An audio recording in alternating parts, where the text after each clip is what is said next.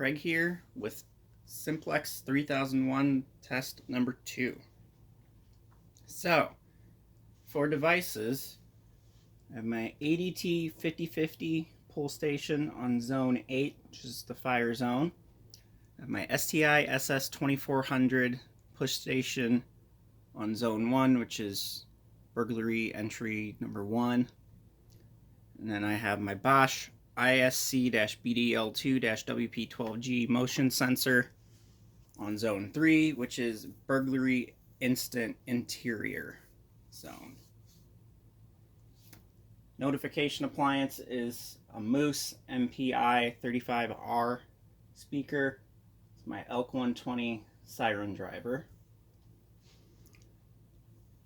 So let's go ahead and get testing here.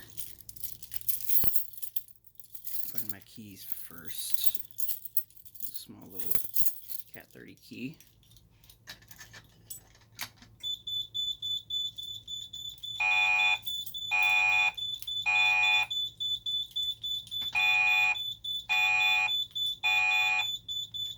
The fire alarm has been activated. Please evacuate the building.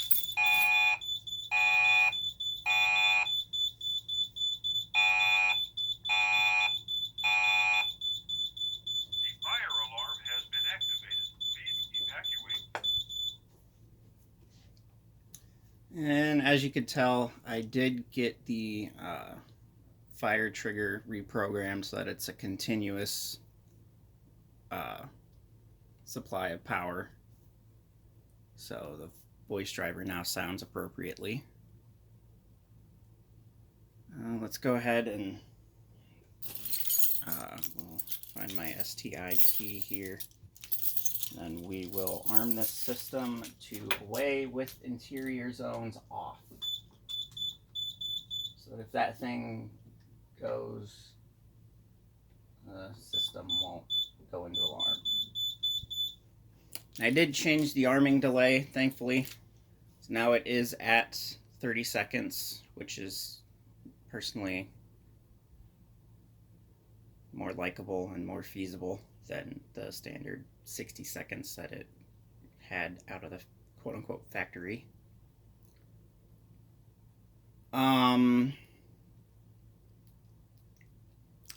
Let's see. So the Bosch motion sensor, obviously, if I was to put my hand over it after the exit delay, it would not go into alarm, and it would not cause the panel to send out an alarm, which I think is nice.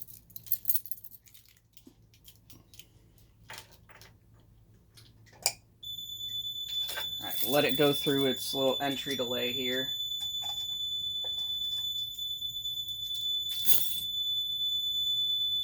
Entry delay, if you remember, is 30 seconds.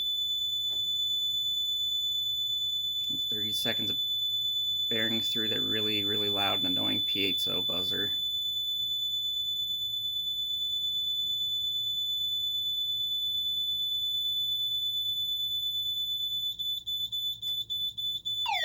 And there it goes.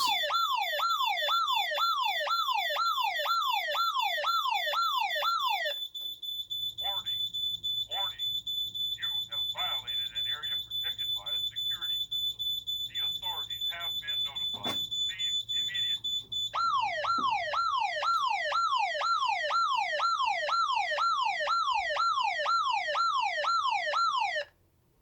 Warning. You may have just seen I did silence the keypad by just pressing the star key. The authorities have been notified. Leave immediately. That only silences the keypad. It doesn't do anything with the system itself. It just silences the buzzer on the keypad. But now we'll go ahead and disarm the system. As you see, we still have the alarm condition. So we'll clear that out.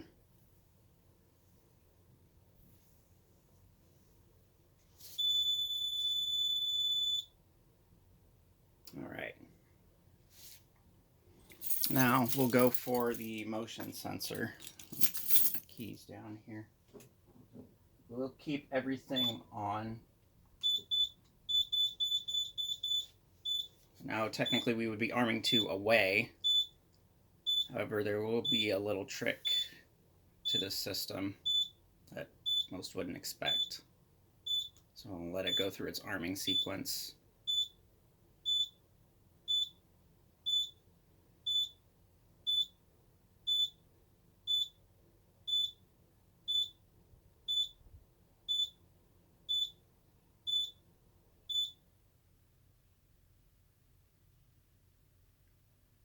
All right, so that was 30 seconds. So now we'll go ahead and trip the motion sensor here.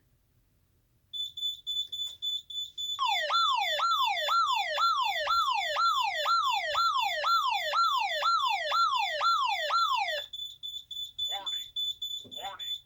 You have violated an area protected by a... Now, big thing, you're probably thinking right now, why did it go into alarm if the system wasn't armed to instant away, also known as maximum? Well, that is just the way that this panel was factory programmed. So zone 3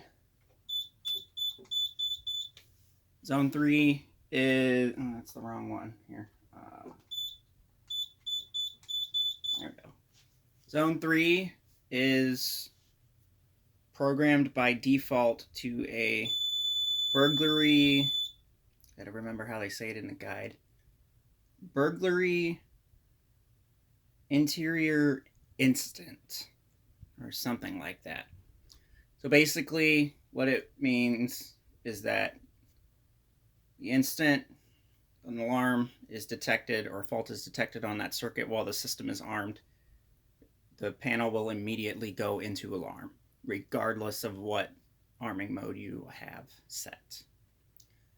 So if you're just arming to regular away, if that motion sensor or whatever inside is tripped, the panel will instantly send out an alarm. You can also do this with perimeter zones. So if you have like maybe a glass break sensor or like a window sensor of some type set as a perimeter zone, the same thing will happen. If that perimeter zone is tripped, the panel will instantly go into alarm regardless of what arming mode you have set. I should actually revise what I just said, because you saw it earlier. If we were to arm to stay, meaning that zone wouldn't trip at all, obviously you wouldn't get an alarm from tripping a motion sensor inside. Perimeter zones, though, would still sound an instant alarm. I'll turn that back to regular. So that is Simplex 3001 system test number 2. Rate, comment, like, subscribe. You know the drill. And I will see you guys later.